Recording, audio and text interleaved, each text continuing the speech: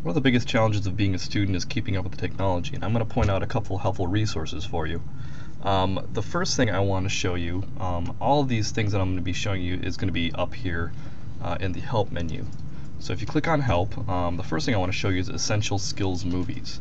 Now for those of you who are brand new to 3D Studio Max, these are going to be some very basic tutorials. As you can see, how to create objects, how to edit objects, how to assign materials. For those of you getting started, this is going to be a great resource. Down here at the bottom of this panel, you're going to see some how-to movies in 3D Studio Max YouTube Learning channel. This is going to point you directly towards 3D Studio Max's YouTube channel, which is going to have a little bit more intermediate tutorials, but a great resource nonetheless. The last thing I want to show you is 3D Studio Max's actual help archive.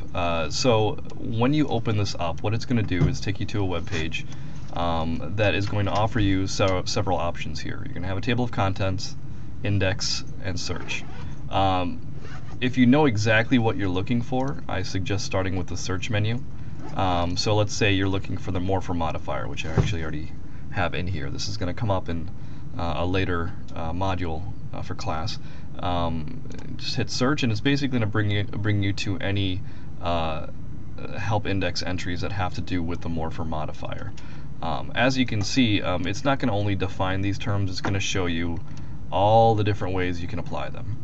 Now in class, I'm probably going to show you one or two ways to do any one specific technique, but there are more, and this is a great way for you to kind of experiment and find the best one that works for you.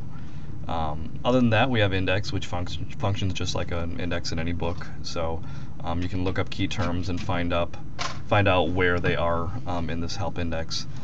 Table of contents, if you just want to start broad, say, hey, you know what, today I want to poke around and learn about modifiers. Then you can start learning, just clicking on that, using the drop-down menus to kind of navigate what topics they have.